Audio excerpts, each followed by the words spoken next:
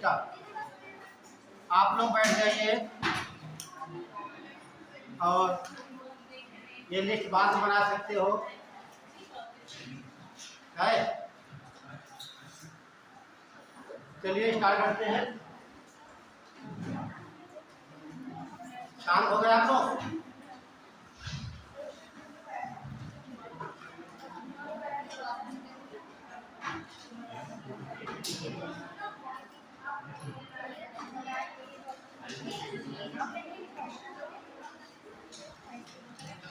ये लोग वैसे भाई मिलते हैं क्या?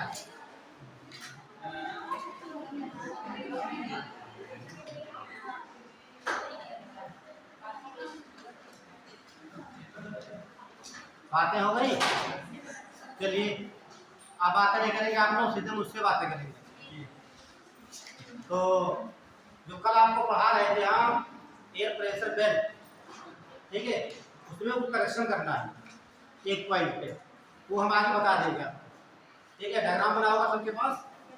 नहीं बना है? बना है। बस एक चीज वहाँ करेक्शन करना, बता देंगे, समय आएगा। तो समझे, विंड सिस्टम जो पवनें चलती है उसके बारे में बताना है, और कैसे चलती, कहाँ चलती है, कब चलेगी, तमाम सारे सवाल यहाँ से बनते हैं।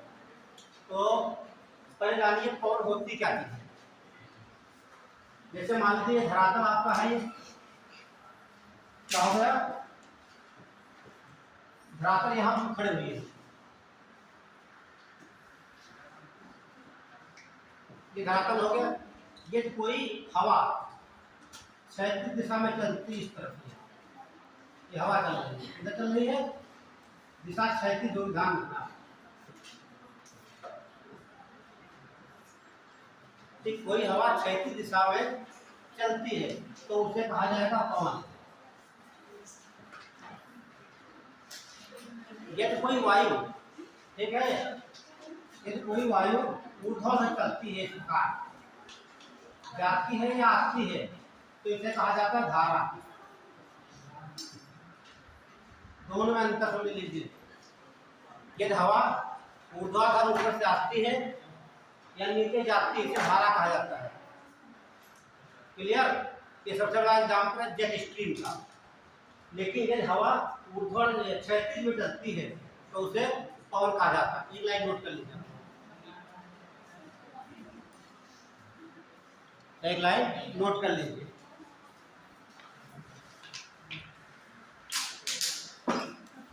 तो पवन को विंड कहते हैं।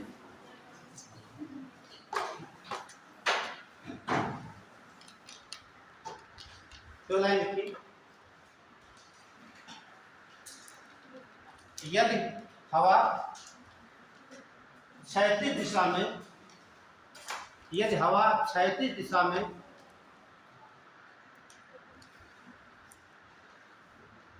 चलती है तब उसे पवन कहेंगे, तब उसे पवन कहेंगे।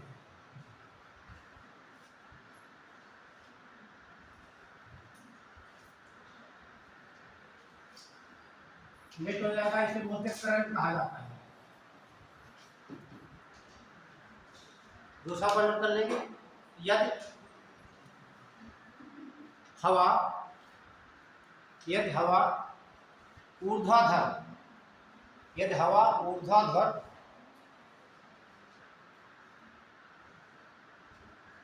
ऊपर जाती है या ऊपर से नीचे आती है, ऊपर जाती है या ऊपर से नीचे आती है, तब इसे धारा कहा जाता है।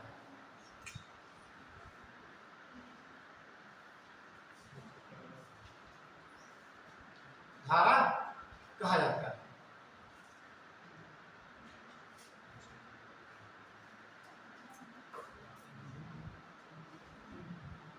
अब देखिए, जो हवाएं जो चलती हैं, आप जो गोलार्ध आपका है ये, ठीक है, किसी गोलार्ध में देखेंगे उत्तरी गोलार्ध है, दक्षिणी गोलार्ध, हवाएं सीधे नहीं चलती इस प्रकार से, हवाएं सीधे नहीं चलती हैं, लेकिन वो एक किसी दिशा में मुड़ जाती है, किधर भी मुड़ेंगी, ये ध्यान रखना। जहां से मुड़ेंगी, यहाँ से मुड़ रही तो यहाँ होगा हाई प्रेशर, और जिधर जा रहे उधर क्या होगा, स्लो। ठीक है, तो तमाम प्रकार के नियम है इन पवनों के मुड़ने समय। ठीक है, 3 नियम कहो या सिद्धांत भी कह सकते हो, 3-4 सिद्धांत है जिससे हम समझ सकते हैं कि पवनें हमारी है उत्तरी गोलार्ध या दक्षिणी गोलार्ध में किस ओर मुड़ेंगे। यहाँ से अक्सर सवाल पूछा जाता है। ठीक है, पूछे भी गए हैं, पूछे भी जाएंगे, तो नोट कर लीजिए। पवनों के मुड़ने के नियम, पवनों के मुड़ने के नियम, पवनों के मुड़ने के नियम। तो आपको 4 नियम हम बताएंगे यहाँ पे, 4 नियम से सब आपका बेसिक क्लियर हो जाएगा। तो पहला नोट करेंगे,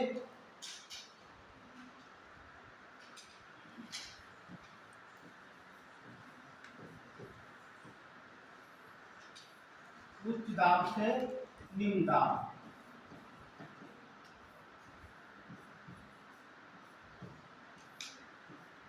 एक नियम हो गया उच्च दाब से निम्न दाब की। दूसरा नियम कोरियालिस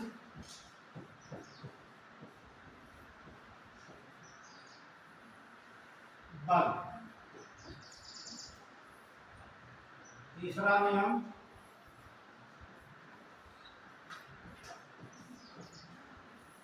हेरल का नियम।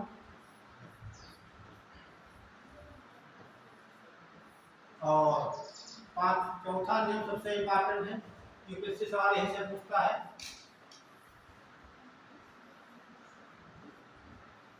बाईस बैलेट, 22 बैलेट का नियम।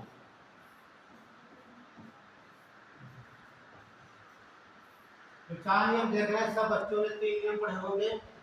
ये 22 बैलेट का नियम बहुत कम बच्चों ने पढ़ा होगा। कुछ बच्चे पहली बार सुन रहे होंगे 22 बैलेट का नियम भरता है।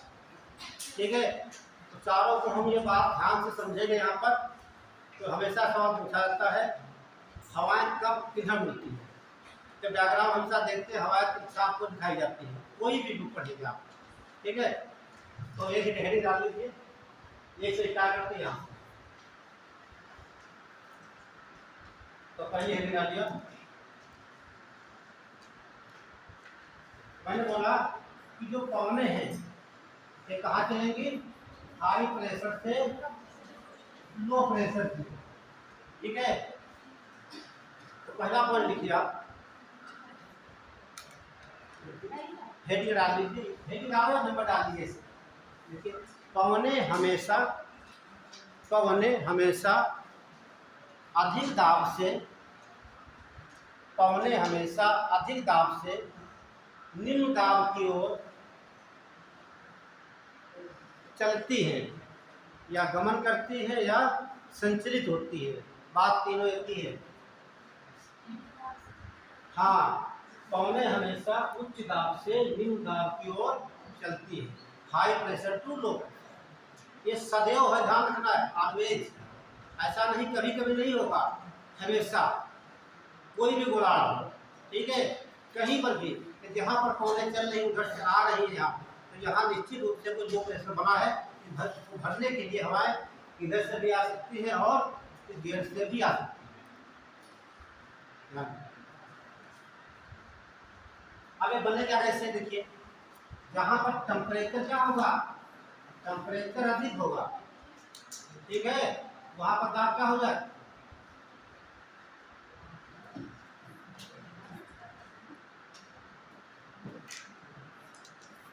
हाई प्रेशर के लिए टेम्परेचर कम होना चाहिए, टेम्परेचर क्या होगा, कम होगा। ठीक है, लो प्रेशर के लिए टेम्परेचर अधिक होगा। एक समझा देते हैं आपको अधिक के बारे में, जहाँ पर सूर्य का प्रकाश ज्यादा रहेगा वायु गर्म हो जाएगी। वायु गर्म का मतलब वहाँ का ताप अधिक हो जाएगा। ताप अधिक होने से वायु वो स्थान छोड़ के ऊपर चली जाती है और स्थान खाली हो जाता है। खाली का मतलब हल्का बन गया, निम्न दाब। ठीक है, तो ध्यान रखना, निम्न दाब दो दाब कहीं भी बन सकते हैं, सागर में बन सकते हैं और स्थल भाग पर भी बन सकते हैं। ये बात क्लियर हो गई। जो हमारे पवन का प्रवाह होगा हमेशा हाई प्रेशर टू, दूसरा आपको कल हम बता ही दिए नियम, कोरियोलिस वर्ब लाड इनिशिएटिव, एक लाइन फिर नोट कर लेना है, ये वाला कोरियोलिस वर्ब, यहाँ से अक्सर सवाल पूछा जाता है इसके बारे में। इसके बारे में चलते जब जब आप पौने पढ़ेंगे तब तक कोरियोलिस वर्ब के बारे में पढ़ेंगे। तो हम देखते हैं कि जब पृथ्वी हमारी घूर्णन करती है, जब पृथ्वी हमारी घूर्णन करती है तो वहाँ एक बल उत्पन्न होता है। उस बल को क्या बोलते हैं? आभासी बल कहा जाता है।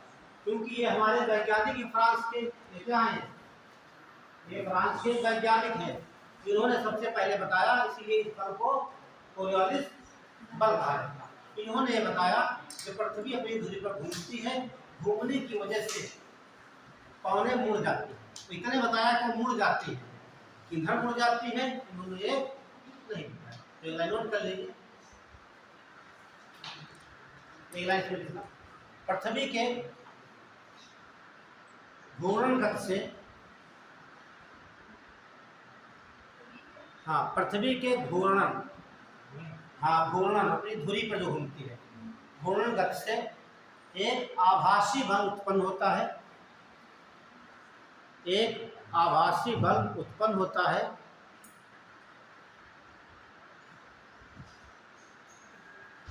इसी बल के कारण, इसी बल के कारण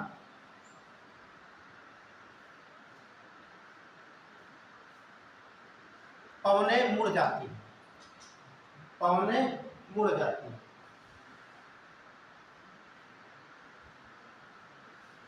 इन्होंने बताया, लेकिन जो ये फेरन है, इन्होंने बताया हवाएं किधर मुड़ेंगी या पवने किधर मुड़ेंगी। तो फेर के लिए में देखेंगे, ये आपका पृथ्वी हो गई 0 डिग्री, ये आपका उत्तरी गोलार्ध हो गया,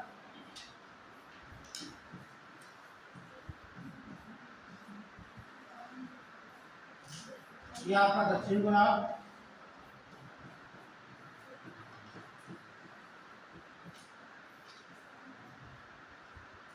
तो फेरल ने बताया कि उत्तरी गोलार्ध में हवाएं रुक जाएंगी दाईं ओर, इधर दाईं ओर, इधर कहाँ रुक जाएंगी? बाईं ओर रुक जाएंगी। ठीक, ये बात ध्यान रखना। अभी आप सिद्ध करेंगे दाहिने को मुड़ती है, बाएं मुड़ती को, ठीक है। फेरल के नियमानुसार, फेरी डालने के फेरल का नियम ऐसे लिख लेना, इधर क्या हो जाएगा आपका, ये राइट,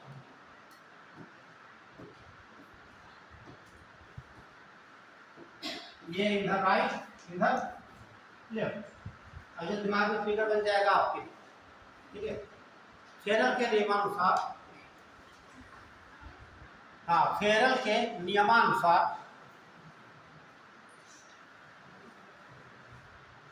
उत्तरी गोलार्ध में, फेरल के नियमानुसार उत्तरी गोलार्ध में पवने दाईं ओर,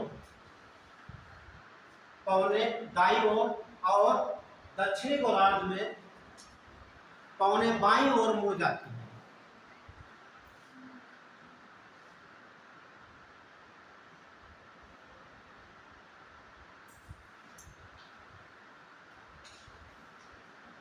अब इनकी बात हम थोड़ा सिद्ध कर देते हैं यहाँ पे, है ना, समझिए आप। ये आपका 8 हो गया, ये 0 डिग्री, और 30 डिग्री, 30 डिग्री। ये बात ध्यान से आप समझ लेना।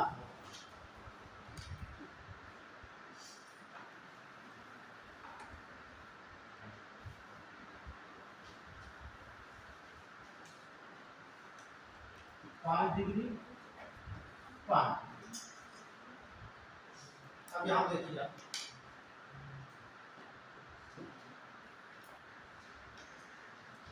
ये तो आपका एक बेल्ट बन गई आपकी लो प्रेशर बेल्ट। क्या बनेगी ये आपकी हो गई लो प्रेशर बेल्ट, लो प्रेशर। अब ये आपकी हाई प्रेशर है, ये आपकी हाई प्रेशर। लेकिन आपकी जो पौने हैं ये आपका हाई प्रेशर लो प्रेशर। तो आप जानते हैं कि पौने कैसे चलेंगी, अधिक दाब से निम्न दाब की ओर। तो पौनों कैसे चलना चाहिए, इस प्रकार चलना चाहिए, है ना। पौनों को, ये हमारा उच्च दाब है, निम्न दाब है, ये तरीका सही है ना। लेकिन हम ऐसा नहीं देखते हैं, हम कैसे देखते हैं, पौने ऐसे लगते हैं ना,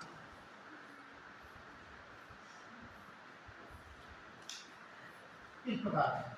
आपको यही समझना है ये मूर्ति क्यों कैसे मूर्ति है। तो पवन को ऐसे आना चाहिए सीधे हाई प्रेशर से आगे बात। लेकिन वो मुड़ी कैसे है पवन, आपने देखा वो मूर्ति है किस प्रकार,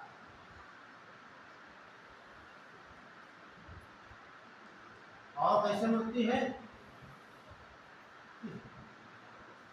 अब समझिए ध्यान से। आप मान लीजिए यहाँ पर खड़े हैं, कहाँ पर, आप यहाँ पर खड़े हैं, ठीक है।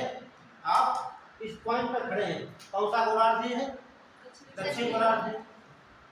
तो हवाएं किधर मुड़ेगी, बाईं ओर मुड़ेगी। हम ऐसे खड़े हैं तो हमारा हाथ किधर है, ये तो सीधे ना जा किधर मुड़ जाएंगे। अब आप इधर आ जाइए, खड़े हो जाइए, आप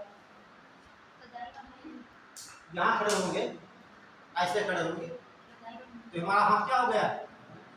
तो देखिए इधर कहाँ मुड़ रही है, दाईं ओर, इधर मुड़ रही है बाईं। ये बात सत्य है। इसीलिए आपकी जो ये सब कहाँ मुड़ रही है, बाईं ओर, ये कहाँ मुड़ रही है। ये तो बात क्लियर हो गई, ठीक। ऐसे समझ सकते हो, अपने आप को यहाँ खड़ा कर दीजिए। अब जहाँ आपका बायां हाथ है वो बाईं ओर मुड़ रही है, जहाँ दाहिना है वो दाहिनी ओर। अंतर ध्यान रखना, ये उत्तरी गोलार्ध है आपका, ये दक्षिण गोलार्ध। इससे आसान तरीका समझने का नहीं हो सकता है। तो अपने आप को खड़ा कर लीजिए वहां पर, ठीक। जो बाईं देखिए, ये ध्यान रखना कहाँ खड़े हो रहे हो आप कहाँ रहते हो, किस गोलार्ध में। हम रहते हैं दक्षिणी की उत्तरी, उत्तरी। ये सोचना नहीं है ना। ये पृथ्वी हो गई आपकी, ठीक। ये करके लिखा हो गई है, हमारा भारत एक तो है ये। तो हम कहाँ रहते हैं, उत्तरी गोलार्ध में। एक आप सीख लिए, दूसरा आप सीख जाएंगे, उसके अपोजिट है, ठीक है। ये तो बात हो गई फेरर की सिद्ध कर दिया। लेकिन जो 22 बैलेट का नियम क्या है, समझना हमारी बात। दोनों बात यहाँ समझा देता हूँ। 22 बैलेट ने क्या करा, सवाल यहाँ से पूछता 22 बैलेट। उन्होंने कहा हवा जिस दिशा में प्रवाहित हो रही है, जैसे हवा इधर प्रवाहित हो रही है, ऐसे खड़े हो जाए करके, मतलब जिधर हवा जा रही है उसी ओर मुंह पे खड़े हो जाएं। मान लीजिए हम यहाँ पर खड़े हैं, यहाँ कहीं पर खड़े हुए किसी भी गोलार्ध में।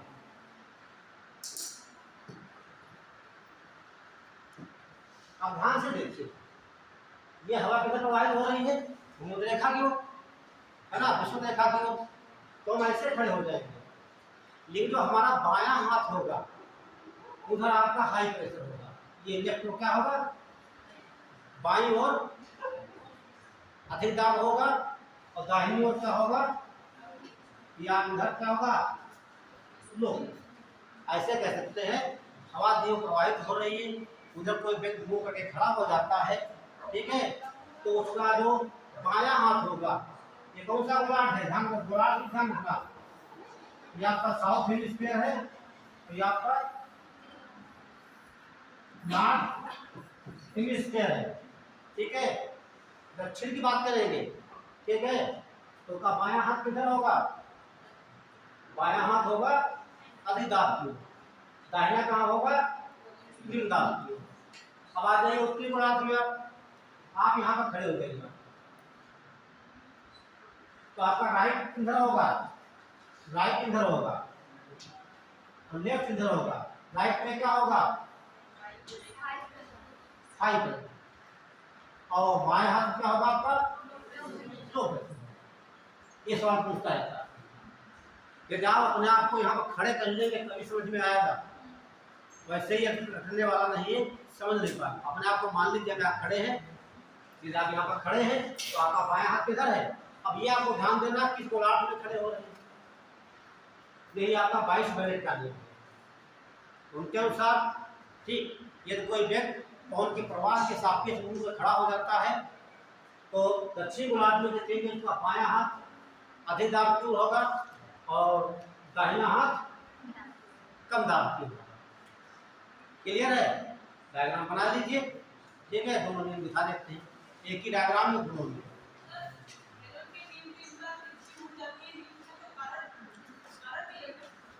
कारण क्या है? कारण तो यही है पृथ्वी का घूर्णन।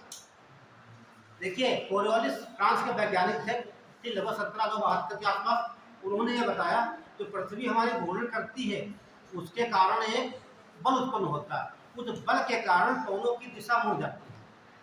पवनों की दिशा क्या है? वो बदल जाती है।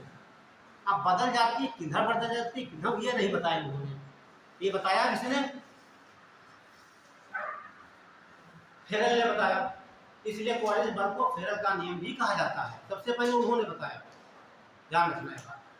ठीक है, इसीलिए दोनों गोलार्धों में पवनों की दिशा अलग अलग होती है। सवाल यही से पूछे भी जाते हैं और सवाल थोड़े कठिन भी हो जाते हैं, और ये हमेशा जब आएंगे कथन करके आते हैं ये भी। ठीक है, जब ये पूछा गया सवाल कथन करके ABCD करके, तो बनाइए, दोनों नियम आपको लिखा देते हैं। फेरल का नियम समझा दिया, लिखा दीजिए आपको। ठीक है, डायग्राम बना लिए, फिर डाल दिए 22 बैलेट का नियम।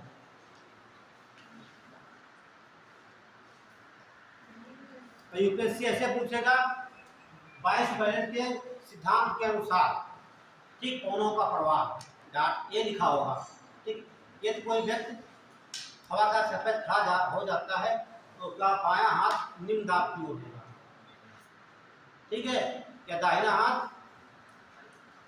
उच्च दाब की ओर होगा। ये ऐसे बना के पूछे। ठीक है, पूछा हो गया। तो लिखिए 22 बैलेट का।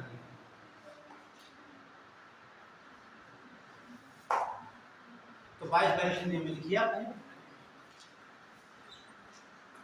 तो आप फेरल का नियम समझ गए और कोरियोलिस का नियम समझ गए। हटा लीजिए 22 बैलेट का नियम, यही वैज्ञानिक है।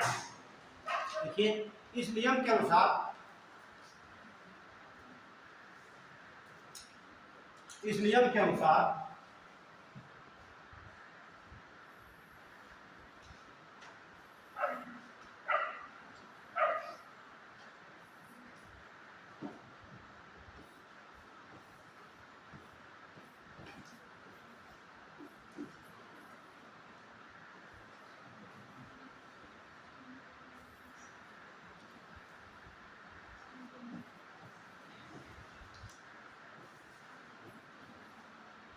देखिए इस नियम के अनुसार यदि कोई व्यक्ति,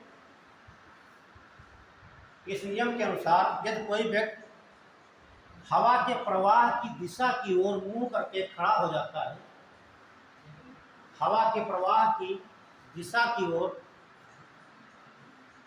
मुंह करके खड़ा हो जाता है,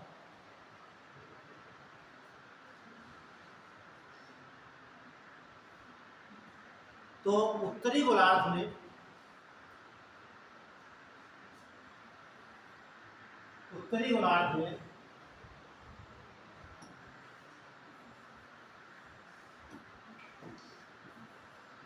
उसका दाहिना हाथ, उत्तरी गोलार्ध में उसका दाहिना हाथ अधिक दाब की ओर, उत्तरी गोलार्ध में उसका दाहिना हाथ अधिक दाब की ओर और बायां हाथ निम्न दाब की ओर होगा।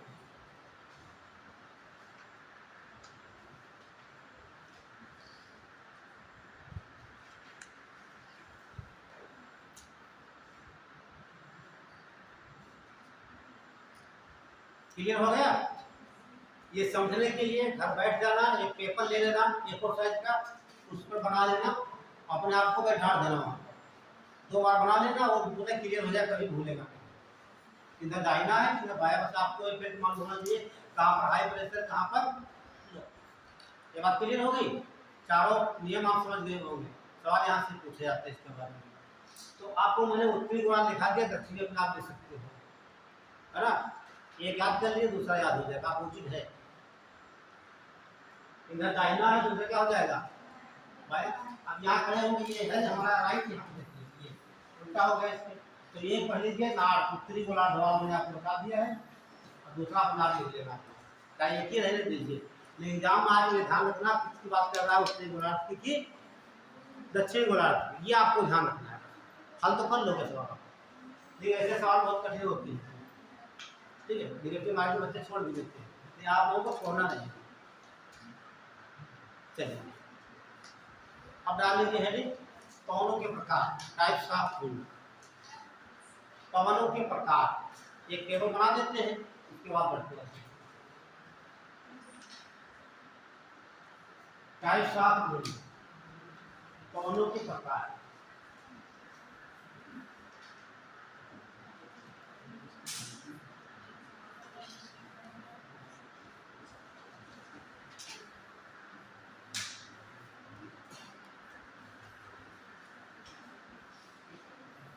तो बच्चा बताएगा कितने प्रकार की पवनें हो सकती है। तीनों के नाम बता दिए हैं आपको, बात तो आप मान गए हैं। तो नाम बताइए तीनों प्रकार के। अब आप भूल जाइए जो स्थायी पवन होता है, क्या होता है? अच्छा दूसरी बता दीजिए। स्थायी, अस्थायी, हाँ तो याद है, और कोई बताएगा?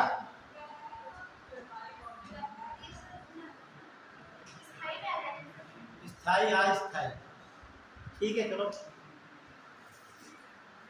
तो दोनों को मिला दीजिए तो बनेगी तीसरी, भूल जाएंगे, है ना? एक होती है प्रचलित पवनी, प्रचलित,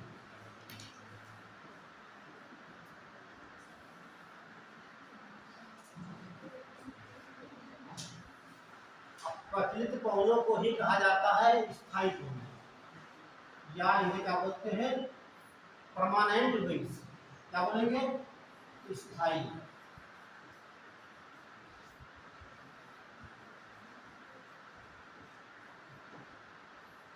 स्थायी पवनों का मतलब ये साल भर अपनी एक दिशा में ही चलती है, उसमें कोई परिवर्तन नहीं होगा।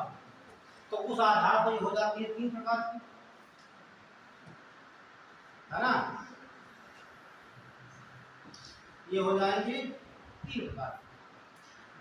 अभी आपको स्टार्ट मत करना, बहुत बड़ा चार्ट बनेगा ये, क्योंकि थोड़ा पढ़ना है, उधर बनाते इधर बनाते, है ना? ध्यान रखना। तो ये स्थायी पौधे होते हैं 3 प्रकार की। एक तो आपको बताए हैं, एक है आपकी कछुआ पौधे, व्यापारिक पौधे और ध्रुवी पौधे। ये तो हो जाएंगे आपको व्यापारिक, व्यापारिक।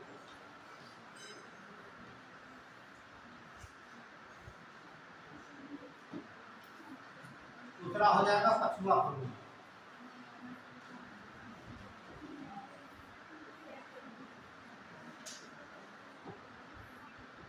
ये हो जाएगा ध्रुवी पौधे।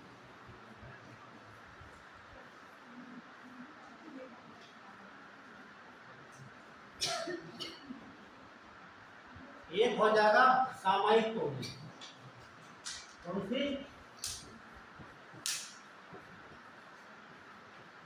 सामयिक पौधे।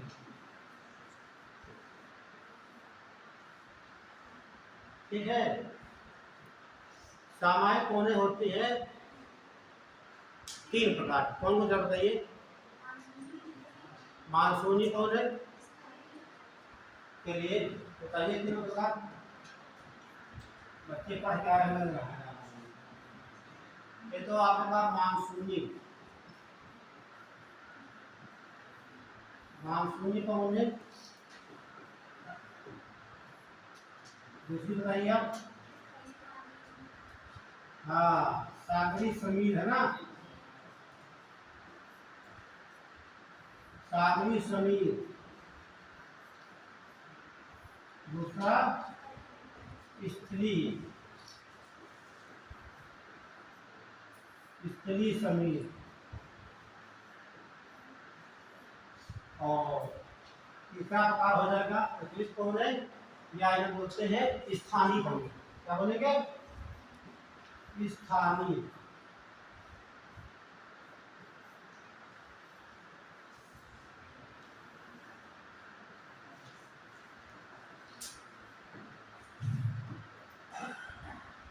स्थानीय जैसे कल आपने देखा शाम को हवा चली, सब लोगों ने घर में पंखा बंद कर दिया है ना, तो ये स्थानीय है। स्थानीय का मतलब इनके लोकल कह सकते हैं। हर देश में हर जगह इनके भिन्न भिन्न नाम है। तो कल हवाएं कैसे चली आपके वहाँ? ठंडी, उसके पहले सुबह गर्म। तो ये दो प्रकार की हो सकती है। एक तो चल सकती है, एक तो हो सकती है गर्म। जब धूप होगी तो गर्म चलेगी, और जब ठंडा मौसम आएगा तब ठंडी हो जाएगी। ऐसे कह सकते हैं, जो जहाँ पर बर्फ बहुत ज़्यादा मात्रा में वहाँ पर हवा चलेगी ठंडी होगी, और जहाँ पर बर्फ नहीं है वहाँ पर तो ये हो जाएगी ठंडी। ठंडी पड़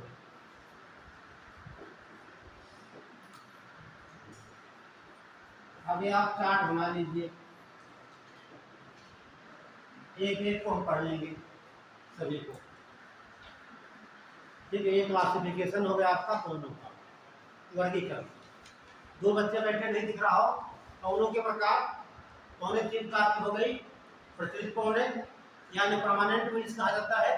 ठीक, कहने का मतलब ये ऐसी कौने है पृथ्वी पर जो हमेशा एक दिशा में पूरे सालों चलती रहती है, उसमें कोई परिवर्तन नहीं होता है। वो आपके तीन प्रकार की हो जाती है।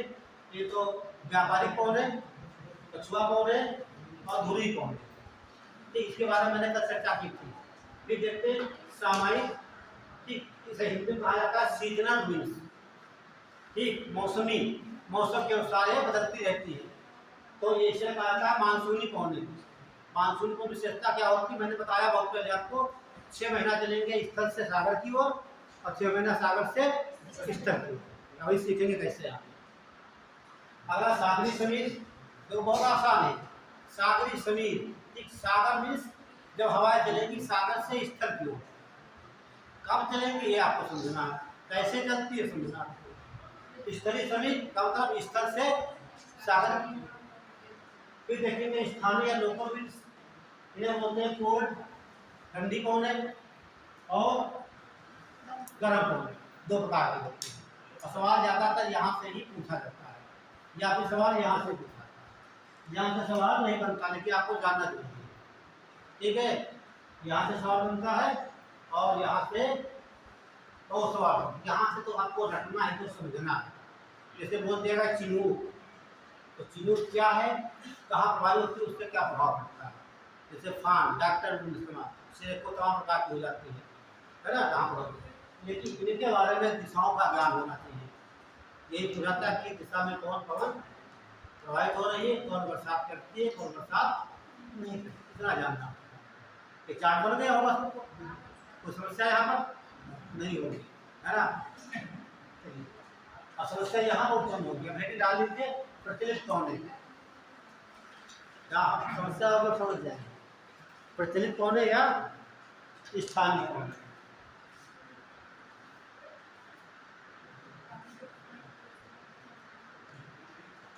मैंने सब चार्ट भी सुधार करना है ना, तो एक डायग्राम बनाने जा रहे हैं। ठीक है, आप लोग कोशिश करना अपने आप सुधारने की कोशिश करना।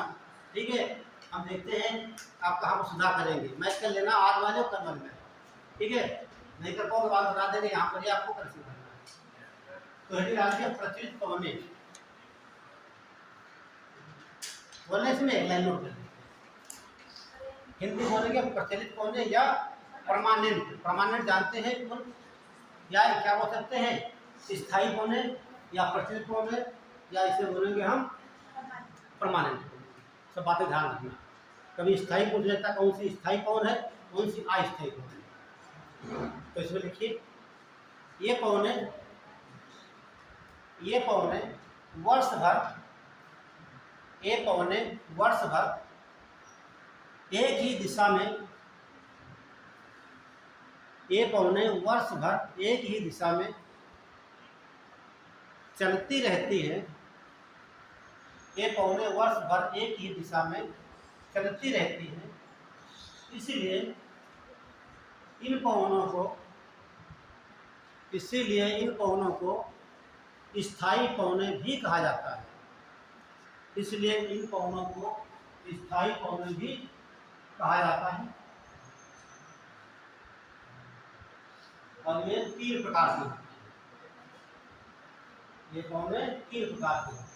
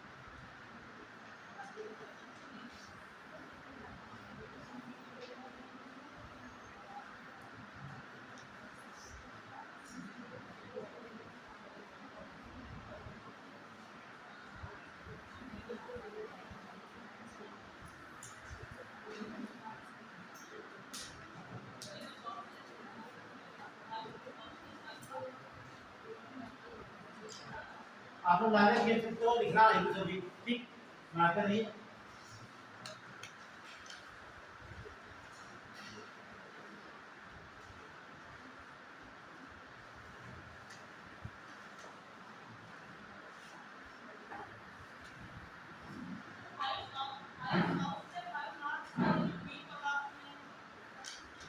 क्या हुआ, क्या बताइए।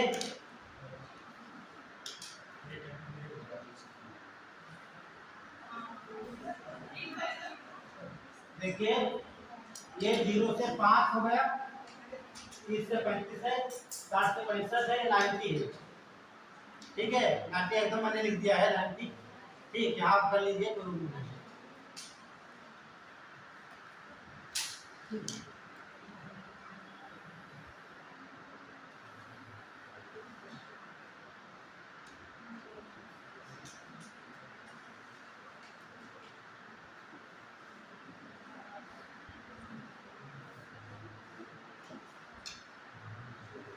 ये आप देखेंगे, ये आपका लो प्रेशर है, ये आपका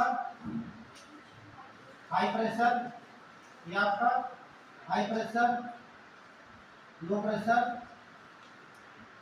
high pressure, low pressure, high pressure. ये बताने की जरूरत नहीं है, कल मैंने बताया डिटेल से आपको, ठीक है। और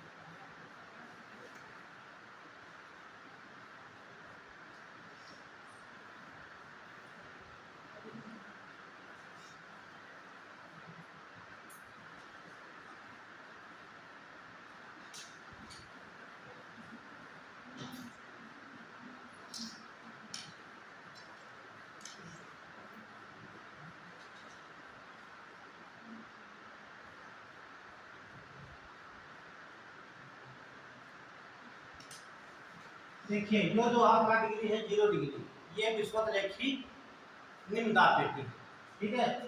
इसे बोलेंगे विषुवत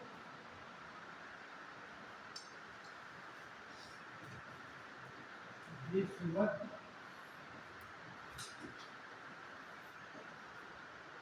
रेखी निम्न दाब पेटी। दो पैसा लिख देंगे, पूरा कर लेना। ये देखिए जो मैंने बताया था आपको, कर्क और मकर के बीच में, कर्क रेखा मकर रेखा के बीच में ये कहलाता है ट्रॉपिकल रीजन। इसे बोलते हैं उष्ण प्रबंधित क्षेत्र। नहीं जैसे हम चलेंगे कर्क रेखा के उत्तर की ओर या मकर रेखा के दक्षिण की ओर चलेंगे, ठीक है, वो स्टार्ट होता है सब ट्रॉपिकल, उसे बोलते हैं उपोष्ण कहा जाता है, ठीक है। तो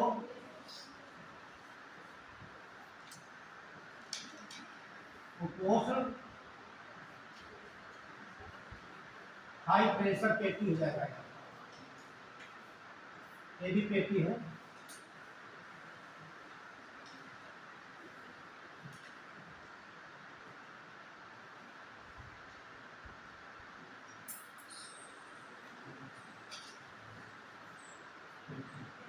और ये हो जाएगा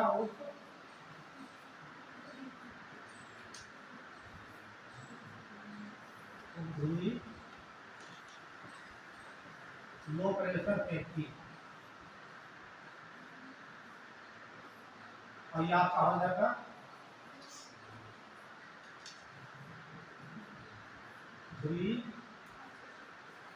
हाई प्रेशर पेटी। उसी प्रकार नीचे लिख देंगे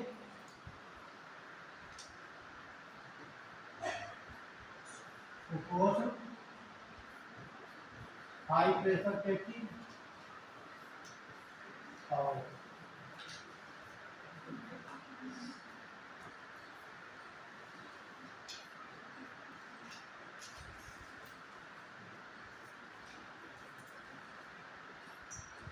उपधुरी लो प्रेशर पेटी, और ये हो जाएगा आपका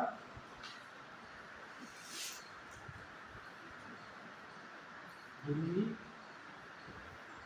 हाई प्रेशर पेटी। तो कुछ समझ में आया? कल आप एक अंतर दिख रहा है, हाँ वो कैसे कर लीजिए। तो यहाँ पर जो उपोष्ण का क्या बोलते हैं, यहाँ पर लिखा होगा उष्ण लिखा होगा, उपोष्ण कर लीजिए। यहाँ पर लिखा होगा उपोष्ण, उससे कर दे उद्धृत।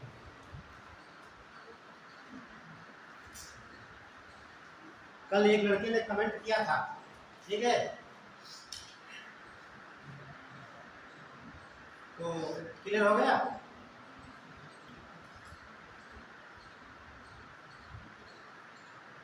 तो ये ध्यान रखना पृथ्वी पर कितनी लो प्रेशर बेल्ट है, कितनी हाई प्रेशर, ये सवाल पूछता है कथन कार्य करके, ठीक है। अब कितनी उत्तरी ध्रुव में है, कितनी दक्षिण ध्रुव में है।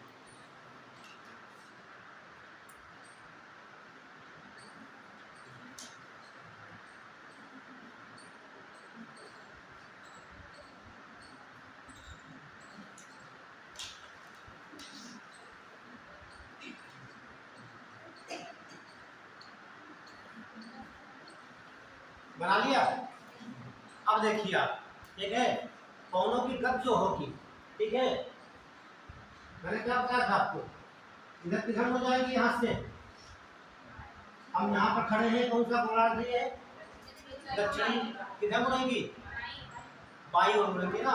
यहाँ से बाया हमारा इधर हुआ या मुड़ती है इस तरह। ये ध्यान रखना, हाई प्रेशर से मोड़ना, लो से मत मोड़ देना, ठीक। हाई प्रेशर से कहाँ जा रही है, लो प्रेशर।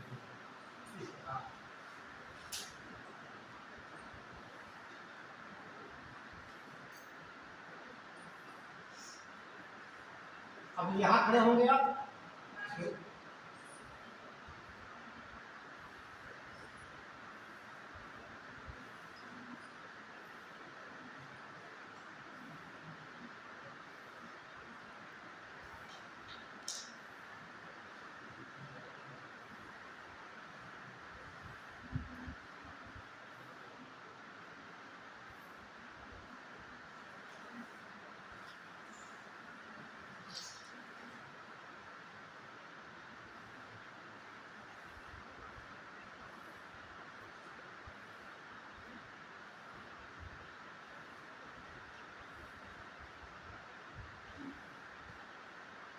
प्रकार दिखा सकते हैं। तो ये कौन आप देख रहे हैं, ठीक है, 0 डिग्री मतलब 5 डिग्री से लगाकर 5 से लगाकर 30 तक इन्हें कहा जाता है व्यापारिक कोण। ये क्या बोलेंगे हम, व्यापारिक कोण।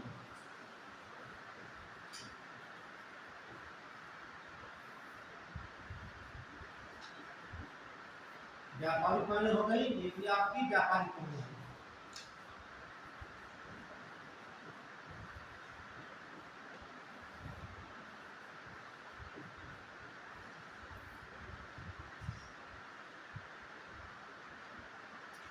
फिर आप देखिए, हम यहाँ पर खड़े होंगे तो समझ लीजिए मिनट, हमेशा हवा कहाँ चलेगी, high pressure to low pressure.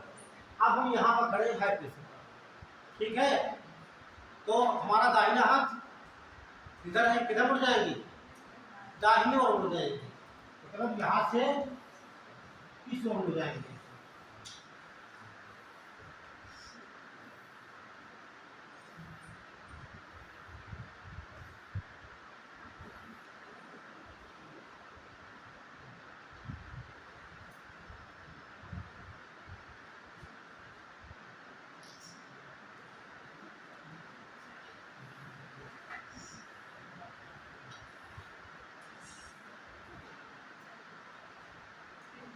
ये हाई प्रेशर, ये इधर मुड़ जाएंगी लाइट।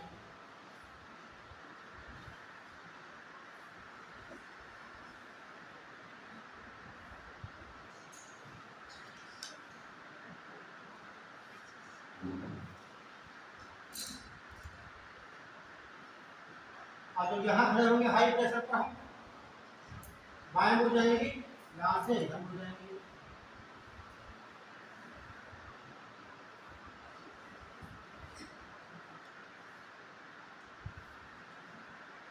अब ये इधर को आ जाएगी।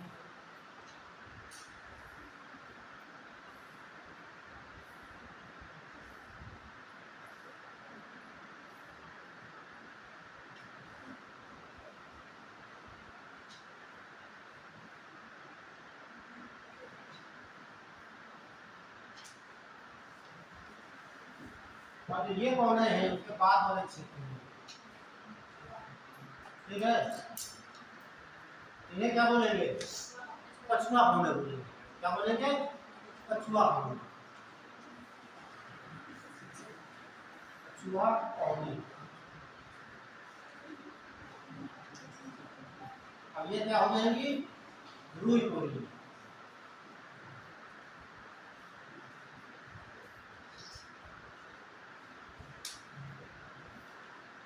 यहाँ आपकी हो गई पछुआ कोने।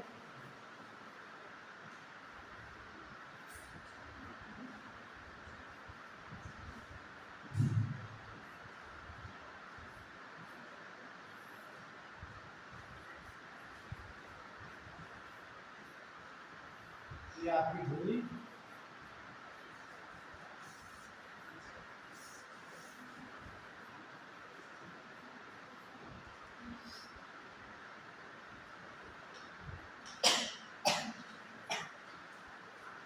बस आपको ये ध्यान रखना है किसके बीच में कौन कौन से कोने प्रवाहित होते हैं, ये पूछा जाता है, ठीक है। तो हम देखेंगे यहाँ पर विषुवत रेखा से उपोष्ण के मध्य, कहाँ चलेंगी, विषुवत रेखा से उपोष्ण या उपोष्ण से विषुवत रेखा के मध्य में व्यापारिक कोण दोनों गोलार्ध हैं। और उपोष्ण से लेकर ध्रुव के बीच में क्या रहेंगी, और वो ध्रुवी से ध्रुवी तक ये पोलर में बोलते हैं ना, ये बना लीजिए। फिर आपको डायरेक्शन बताते हैं, ठीक है, और कोने किधर मुड़ती है, सवाल यहाँ से पूछा जाता है। सीधे पूछेगा दक्षिण गोलार्ध में, ठीक है, व्यापारिक कोने की दिशा में मुड़ती है, इससे बरसात कहाँ पर होती है, वर्ल्ड में, है ना।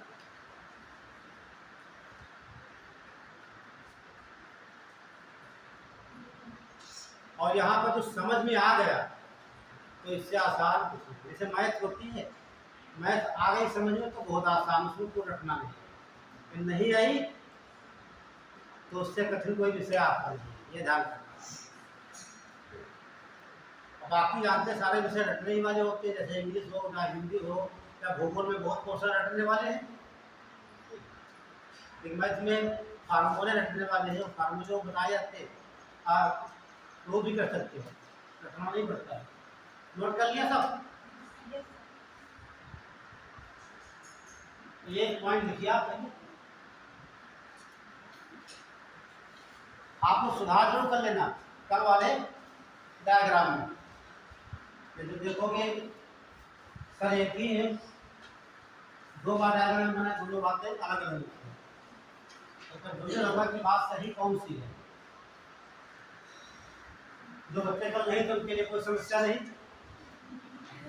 है ना। जो आज है ना, एक स्टेटमेंट है कि मोर स्टडी मोर कंफ्यूजन, जितने ज़्यादा पढ़ोगे उतने ज़्यादा कंफ्यूजन होता है।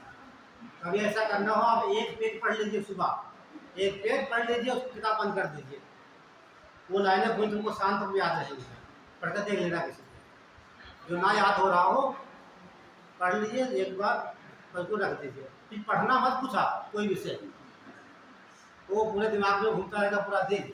अच्छा ये याद रहेगा आपको किस साइड में क्या लिखा है, ठीक ऊपर लाइन में क्या लिखा है, नीचे आपके दिमाग में बन जाएगा। जहाँ पे चार चीजें पड़ी वो सब मिक्स रहेगा, ये सामने आएगा तो अच्छा ये बात।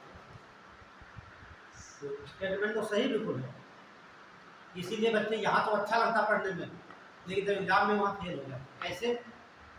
जब वहाँ अभी तो क्लिक कर रहा है, क्यों ज्योग्राफी पढ़ा रहे हैं, एग्जाम में बैठोगे एक सवाल आ गया भूगोल का, हल किया, अगला आ गया हिस्ट्री पहुँच गया, फिर आप पॉलिटी में आ गए, करंट में आ गए, तो आप दिमाग पूरा मिक्सचर हो जाता है और आप उसे रिकॉल करना बड़ा कठिन हो जाता है। कहते हैं कि दिमाग मुझे आ नहीं रहा है, तो निकाल नहीं हो पाता है। जब कभी आप एक विषय पढ़ोगे तो बड़ा आसान कंपटीशन है, यहाँ 4 विषय, यहाँ 12-13 विषय आपको मिलेंगे एकदम। पहले बच्चा क्या करता है, पेपर खोल के देखता है ऐसे ऐसे तो पूरा दिख जाता है, हम कितना हल कर पाएंगे, बस ज्ञान भूगोल सब वही से मामला सुधारना होता है। तो यही कहते हैं अंडर प्रेशर आ जाता है एग्जाम हॉल में, है ना। चलिए मुद्दे की बात करते हैं। तो यहाँ सवाल यही बनता है कि जो व्यापारिक होने बना लिया सब लोगों ने, चलिए कोई काम नहीं, व्यापारिक होने को कहाँ प्रभावित होने की ध्यान रखना, एक लाइन नोट करिए आप। व्यापारिक होने हेडिंग डाल सकते हैं, व्यापारिक होने, लेकिन आगे से व्यापारिक होने पहले समझ लीजिए, इसे इंग्लिश में क्या बोलते हैं भैया, ट्रेड मीन्स। ट्रेड मीन्स होता है ट्रेड, क्या होता है, और ट्रेड मीन्स होता है रास्ता, ध्यान रखना। और जो ये ट्रेड आपका जर्मन शब्द है, क्या है,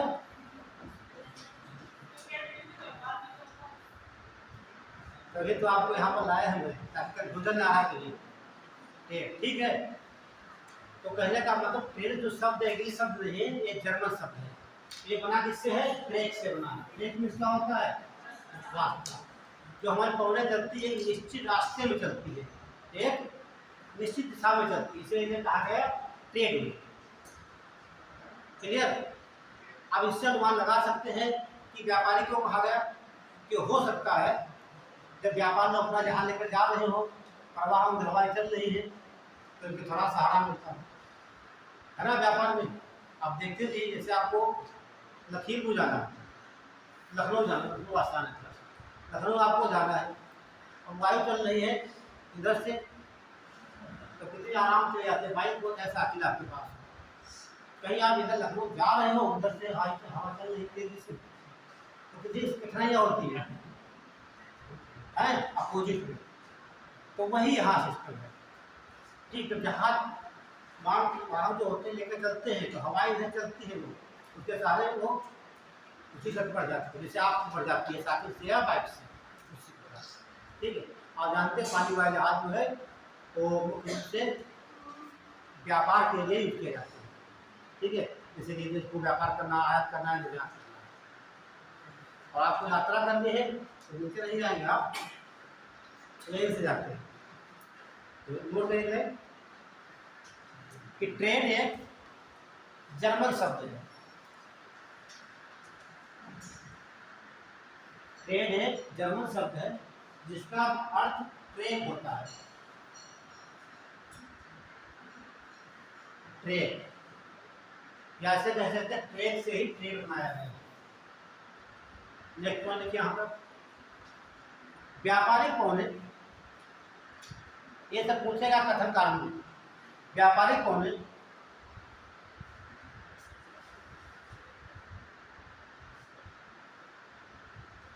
उपोष्ण, देखिए व्यापारिक पौने उपोष्ण उच्च दाब पेटी से, व्यापारिक पौने उपोष्ण उच्च दाब पेटी से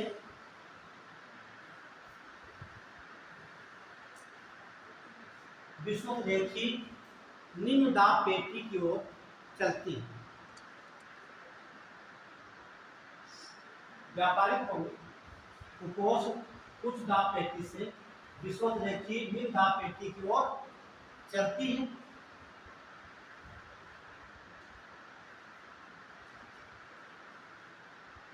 और ये पौने, ये लाइन बहुत इंपॉर्टेंट है, और ये पौने दोनों गोलार्धों में, ये पौने दोनों गोलार्धों में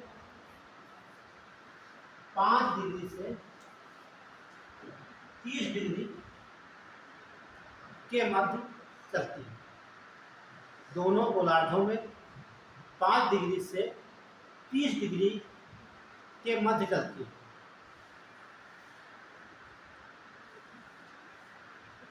5 डिग्री का जैसे आपकी अर्थ हो गई है, ये 0 डिग्री हो गई, ये 5 हो गया, ये 5 ये रहेगा, ये 5 ये रहेगा। यहाँ से रहेगा 30 डिग्री जो आपका है यन, और 3 डिग्री इनके बीच में जो चलेगी ये वाला 5 से 30 के बीच, 5 से 30 के बीच दोनों गोलार्धों में ये लाइन फूट सी दी जाती है। दोनों गोलार्ध में मेरे अलग नहीं लिखा है। अलग कैसे लिखते हैं आप?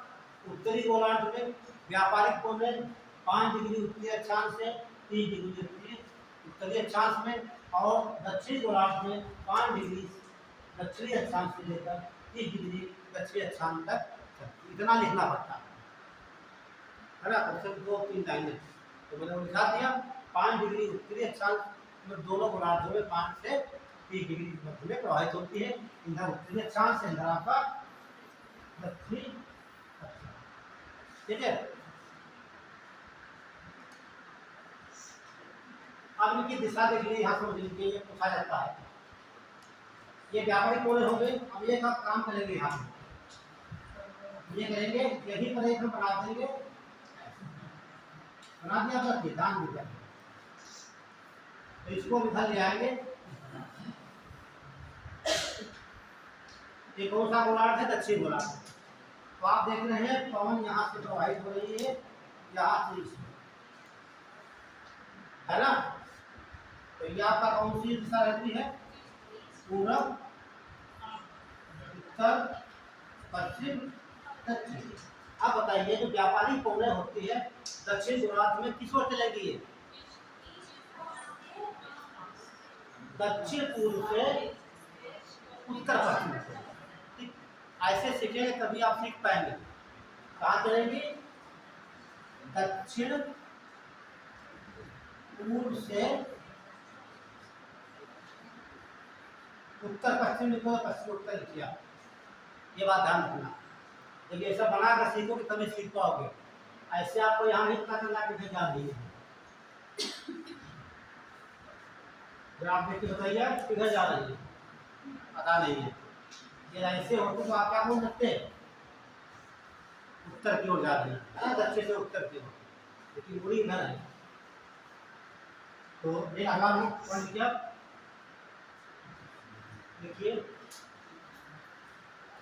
पहले दक्षिणी गोलार्ध में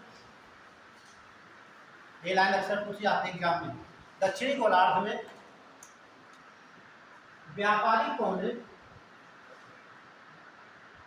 दक्षिणी गोलार्ध में व्यापारिक पौधे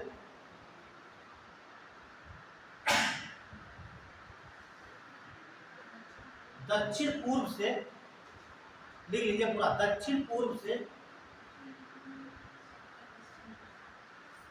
उत्तर पश्चिम की ओर चलती है।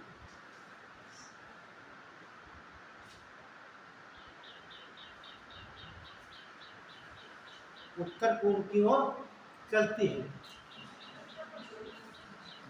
तो देखिए यहाँ समझना है, यदि आपको कंफ्यूजन हो रहा सीधा पर डायग्राम करिए और यहाँ पर बनाना, उसको ऐसे बाहर निकाल दीजिए, ये बना दीजिए ये, और देख लीजिए यहाँ से कोने से जा रही है, दिशा का जाना ही आपको। इधर कौन दिशा होती है? उत्तर होती है, इधर पश्चिम है, इधर दक्षिण है। ये बना देना, उसे समझ में नहीं आए। एक बना लिया दक्षिण गोलार्ध में, एक बना लेंगे हम उत्तरी गोलार्ध में। अब उत्तरी गोलार्ध देखिए ये बनाता होता है, कहीं से बना दीजिए, ये कोने से आ रही है, यहाँ देख लीजिए आप, ये आपका हो जाएगा दक्षिणी, पूर्वी, उत्तरी और पश्चिमी हो गया। अब देखो इधर से आ रही है, कहाँ से आ रही है?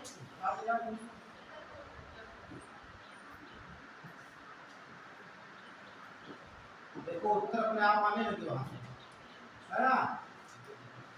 यानी कि मुझे लग रहा है कि आप सही दिशा में जा रहे हैं, है ना? सही दिशा का मतलब होता है, टीचर बताया यहाँ पर उत्तर वहां से आना स्टार्ट हो जाएगा धीरे धीरे। एक बच्चा बोलता है तो लगता कि हाँ आपकी समझ में आ रहा, ठीक है। अभी तो बात कर रहे थे, ये आपकी लाइन हो गई थी पूरी, ये देखिए आप, ये भी इसकी हो गई, ये आपका दक्षिण गोलार्ध है, ये उत्तरी गोलार्ध है। तो ये व्यापारिक पौधे कहाँ घूम रही है? देखिए आप क्या बोलेंगे? हाँ, उत्तर पूर्व से, बस निकालिए में उत्तरी गोलार्ध में। और ये समझ लीजिए, ये चैप्टर बहुत कठिन होता है बच्चों के लिए, अगर उसमें देखोगे बुक में, ठीक है, तो ऐसे बना होता है, कहाँ से क्या स्टार्ट है पता नहीं चलता होता, ठीक है। पहले आपको जाना है कहाँ पर हाई प्रेशर बनेगा, कहाँ पर लो बनेगा, ये मैंने कहा आपको बेसिक बोर्ड से बताया था, ठीक है। क्या लिख रहे हैं? उत्तरी गोलार्ध में व्यापारिक पौधे, आगे अपना सब लिख डालिए, हम नहीं बताएंगे, बोलना नहीं आपको है।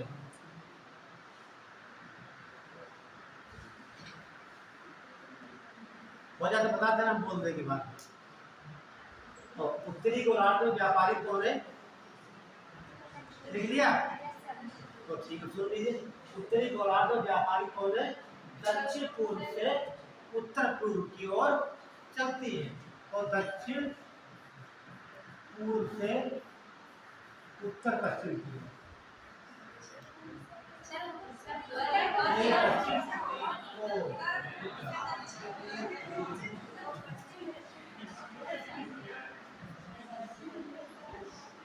सबका दिमाग वक्त चल गया, है ना?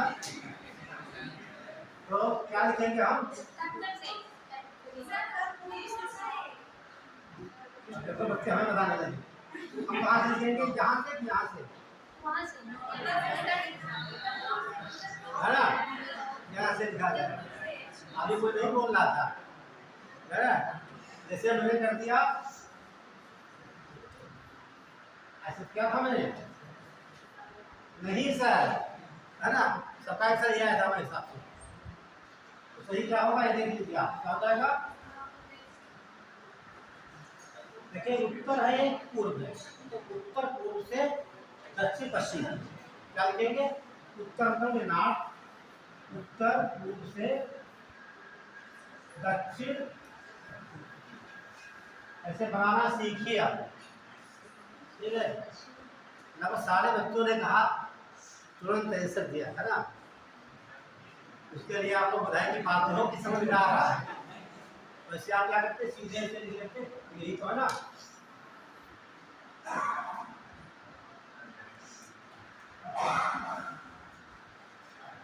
और बात समझ लीजिए, ठीक। ये जो व्यापारिक पौधे हैं ये बरसात नहीं करती है, इसमें बरसात नहीं करती, लेकिन ठीक जब ये समुद्र की सतह के ऊपर पहुंचती है, आप पहुंचेंगी समुद्र की सतह के ऊपर पहुंचेंगी और दोनों ओर से क्या है बराबर ऊपर उड़ेंगी, इसमें संघनन होगा, तब ये बरसात करती है। कहाँ बरसात करेंगी? भूमध्य रेखा। तो ये संवहनी बरसात यहाँ पर संवहनी बरसात होती है। नोट करिए, देखिए व्यापारिक पौधे वर्षा नहीं करती है,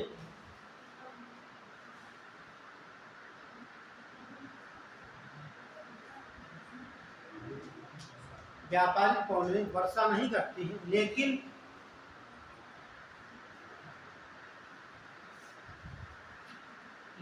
जब ये सागर के ऊपर से निकलती है तो आर्द्रता को अवशोषित कर लेती है, आर्द्रता को अवशोषित कर लेती है।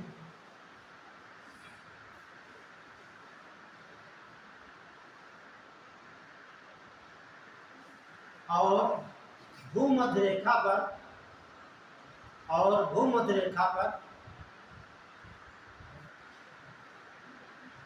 दोपहर के बाद प्रत्येक दिन वर्षा करती है, प्रत्येक दिन वर्षा करती है।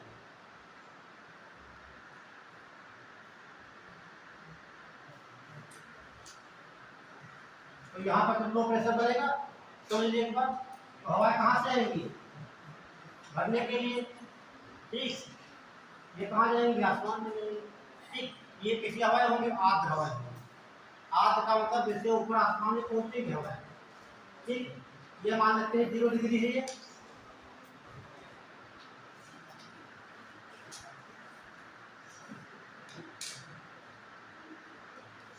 ये आपकी 0 डिग्री होगी, ठीक है। यहाँ से ये वायु चलेगी ऊपर की तरफ, ये जलवायु साथ में है, वायु ऐसी आग रही है, इसलिए आग का मतलब होता है जो आपकी वायु है, ये पवन है, ये शुष्क होती है। जब किसी सागर तल से या तालाब या झील के ऊपर लगती है तो वहाँ की आर्द्रता को अवशोषित कर लेती है, ठीक। आर्द्रता को जैसे आप देखते हैं कूलर लगाते घर पर या एसी लगाते हैं, कूलर क्या करता है? तो वहाँ से हवा जो बाहर की खींचता है, कहाँ खींचेगा हवा? बाहर से पूरा हवा खींचता है, खींच करके जो आपका पानी है चल रहा है, पानी के अंदर से कर वो प्रवाहित कर देता है। तो हवा कैसी हो जाती है? वो ठंडी क्यों हो गई? क्योंकि जो जल की आर्द्रता थी हवा ने ग्रहण कर लिया, तो आपको लगता है कि हवा ठंडी है ना। ये बिल्कुल बंद कर देते होंगे चारों तरफ से, हवा ना आने पाए, ठीक है। तो हवा पास नहीं हो गया, कहने का मतलब जो पंखा हवा फेंकता है तो हवा कैसी होती है? वो शुष्क होती है। लेकिन हवा को कहाँ से गुजरना है? जो पानी गिर रहा होता है आपके कूलर में, जैसे पानी गिर रहा है, पंखा चल रहा है, जैसे हवा यहाँ पहुँचेगी और जल की आर्द्रता को अवशोषित कर लेती है, तो हवा बाहर आती है। वही कारण यहाँ पर है, जब ये शुष्क हवा आती है सागर के ऊपर, आर्द्रता अवशोषित कर लिया, करने के बाद ऊपर जाती है, यहाँ पर क्या है? ये आपके धूल के कण होती है और ये पानी की बूंदें इसमें मिल जाती है, मिलकर बड़े बड़े बादल बना देते हैं।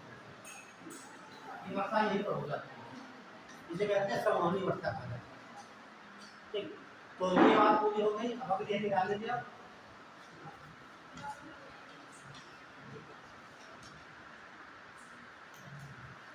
व्यापारिक हो गया आपका, फिर पछुआ पर डाल लीजिए, हाँ पछुआ पर।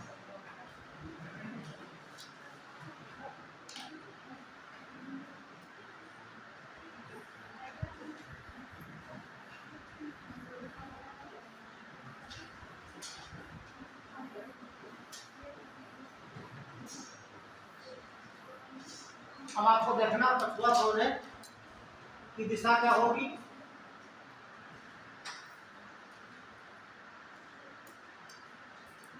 बहुत दूर चला गया डायग्राम।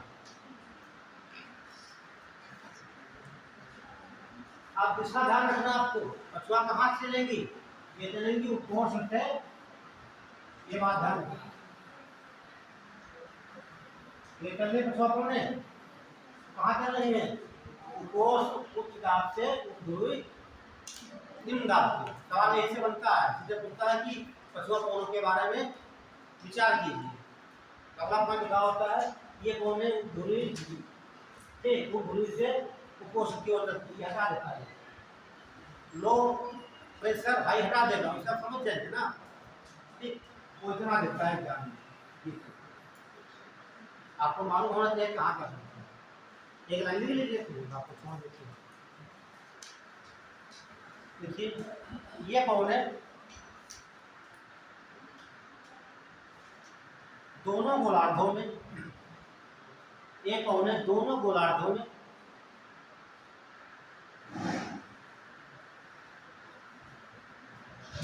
उपकोष उच्च उपकोष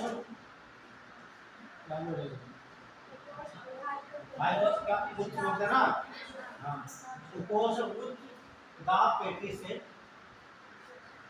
एक कौन है दोनों गोलार्धों में उपकोष उच्च दाब पेटी से उपध्रुवी निम्न पेटी की ओर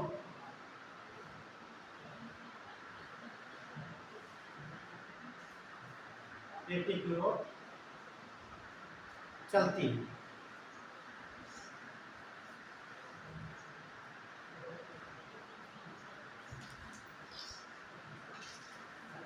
बस यहीं पर रखते हैं, बंद कर दिए सब।